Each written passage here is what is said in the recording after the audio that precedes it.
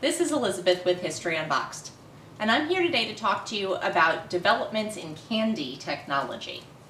During the 1800s in America, there were a lot of changes to the way that things were manufactured.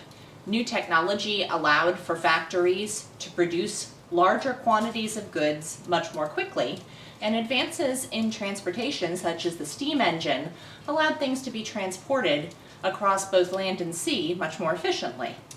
This meant that many commodities that used to be very expensive in both time and money to produce and transport dropped in price and became widely available. One of those items was candy. In the natural world, there aren't a lot of sources of sugar that are easy to harvest and plentifully available.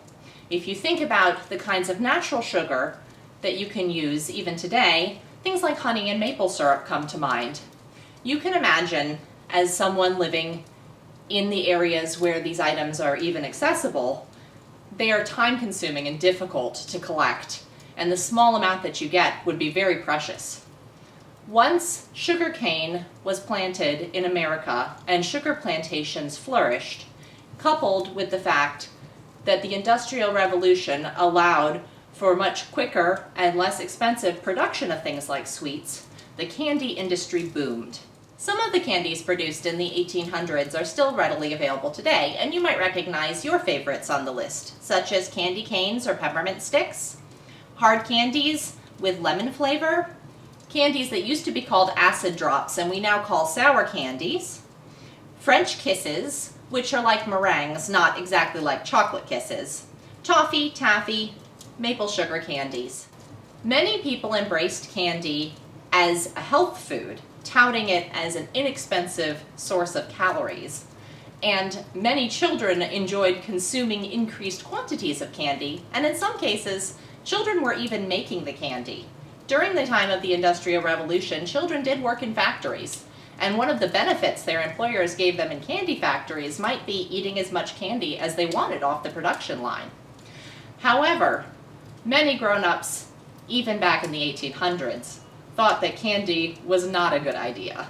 They worried about the effects too much sugar might have on children and adults alike, and they even composed a genre of poems called Candyland poems, which are cautionary tales about people eating too many sweets. I'm going to read The King of Candyland for you, which was a poem composed by Ella Wheeler Wilcox in 1890. And I encourage educators to preview this poem for slightly frightening imagery for our younger learners. The King of Candyland. Have you heard of the King of Candyland?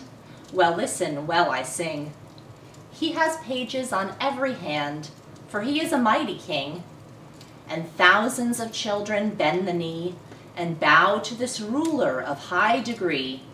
He has a smile, oh, like the sun, and his face is crowned and bland. His bright eyes twinkle and glow with fun, and the children kiss his hand. And every toothsome melting sweet he scatters freely before their feet.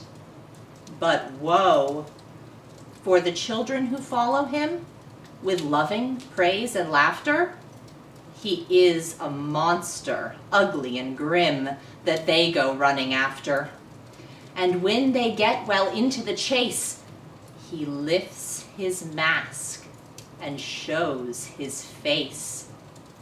And oh, that is a gruesome sight for the followers of that king.